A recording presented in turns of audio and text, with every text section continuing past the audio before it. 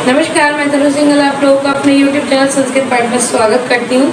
और आज बच्चों हम अपने कक्षा 7 के प्रथम पाठ की शुरुआत करने वाले हैं। इससे पहले हमने कक्षा 6 के पाठ 4 कंप्लीट कर लिए हैं। और अगर आपने वो वीडियोस मेरी नहीं देखी हैं तो आई बटन पर जाकर वो वीडियोस मेरी देख सकते हैं। ठीक है, तो आज हम करने वाले हैं सुभाषितानी की शुरुआत, जो कि आपके कक्षा 7 का प्रथम पाठ है।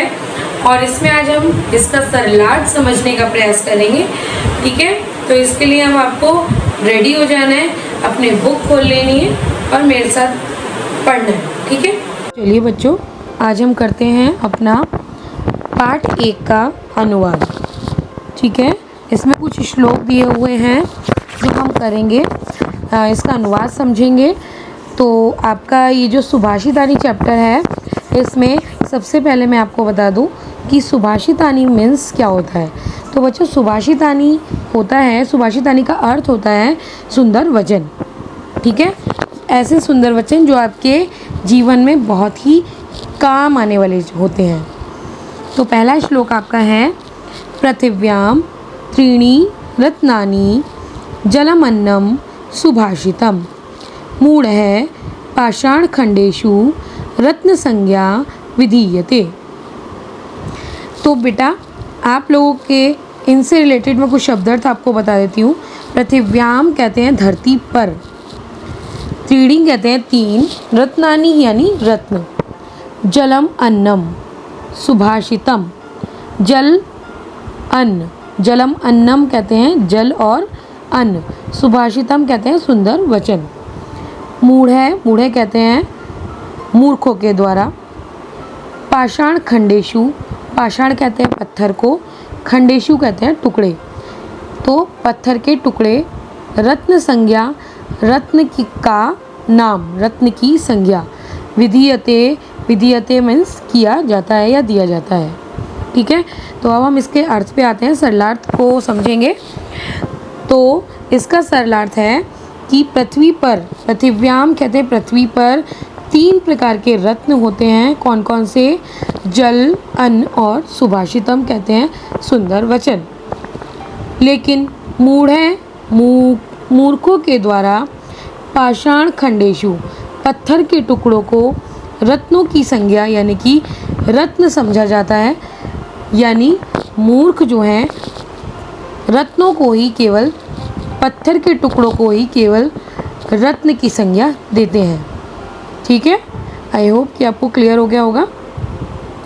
नेक्स्ट आते हैं, सत्येन धार्यते पृथ्वी सत्येन तपते रवि, सत्येन वाति वायुश्च सर्वम सत्ये प्रतिष्ठितम। तो बेटा, इससे पहले मैं इसका सरलार्थ आपको समझाऊं तो हम इसके शब्दार्थ समझ लेते हैं।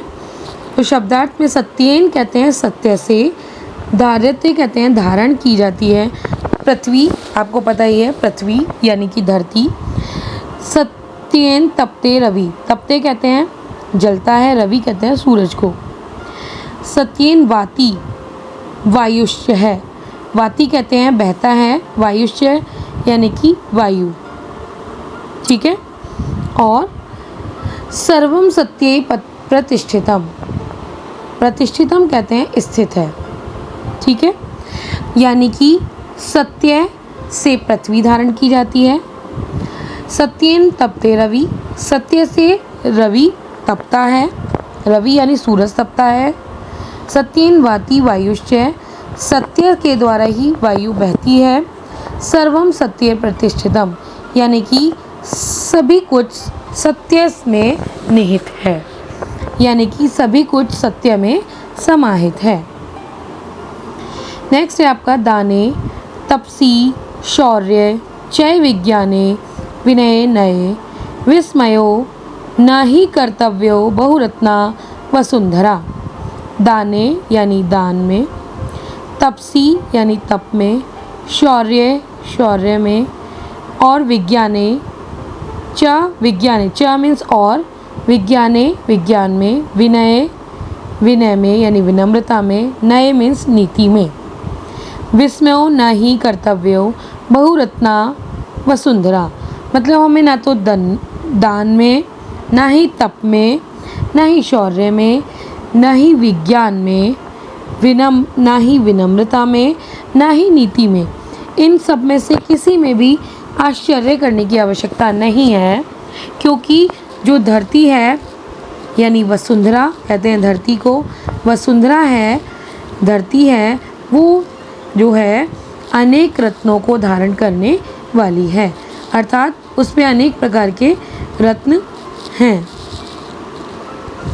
नेक्स्ट आते हैं, सब्धि रेव सहासित सब्धि कुर्वीत संगतिम सब्धि विर्वाद मैत्री च ना सब्धि किंचिदाचरेत। सब्धि साहसित, साहसित सब्धि कहते हैं बच्चों सज्जन, ठीक है, सज्जनों के साथ साहसित, सहा मीन्स साथ, आसीत मीन्स बैठना, बैठना चाहिए। कुर्वीत यानी कि करना चाहिए, सब्धि विर्वाद यानी कि सज्जनों के साथ विवाद, ठीक है। फिर है आपका नासाब्धी, जो सज्जन नहीं है, ठीक है, नासाब्धी कहते हैं जो सज्जन नहीं है। किंचित आचरित, कुछ भी नहीं करना चाहिए। अब हम इसका सरलार्थ समझते हैं। सद्धि रेव साहसी यानी सज्जनों के साथ उठ बैठ रखनी चाहिए। सब्धि कुर्वीत संगतिम, सज्जनों के साथ ही मैत्री का व्यवहार करना चाहिए। सब्धि विर्वादम मैत्री च नासाब्धी, और सज्जनों के साथ ही लड़ाई झगड़ा करना चाहिए, मित्रता करनी चाहिए। च नासाब्धी किंचिदाचरेत, और जो सज्जन नहीं है उनके साथ कुछ भी तरीके का कैसा भी व्यवहार नहीं करना चाहिए, ठीक है बच्चों। बढ़ते हैं नेक्स्ट। धन धान्य प्रयोगेषु विद्यायां संग्रहेषु च आहारे व्यवहारे च त्यक्त लज्ज सुखी भवेत्। धन धान्य प्रयोगेषु यानी कि धन धान के प्रयोग से, संग्रहेषु कहते हैं एकत्र करने को, त्यक्त लज्ज कहते हैं, त्यक्त कहते हैं छोड़ने को, लज्जा कहते हैं शर्म, भवेत् यानी कि हो जाता है। अब हम समझते हैं इसका सरलार्थ कि धन धान्य के प्रयोग में,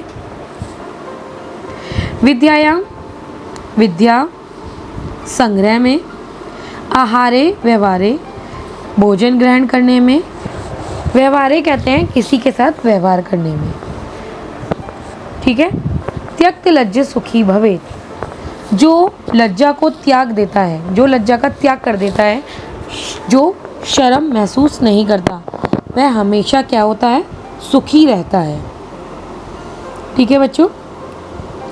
नेक्स्ट है आपका क्षमा वशीकृति लो के क्षमया किम न साध्यते शांति खड़क करे यस्य किम करिष्यति दुर्जनः।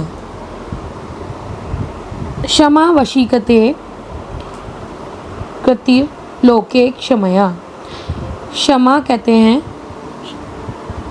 क्षमा यानी कि माफ़ कर देना, और वशीकृति कहते हैं वशीकरण की तरह होता है। शांति खड़ग यानी कि शांति रूपी तलवार, करे कहते हैं हाथ में, यस्य किम करिष्यति उसका, किम मीन्स क्या, करिष्यति मीन्स करेगा, दुर्जन है मीन्स जो दुष्ट व्यक्ति है।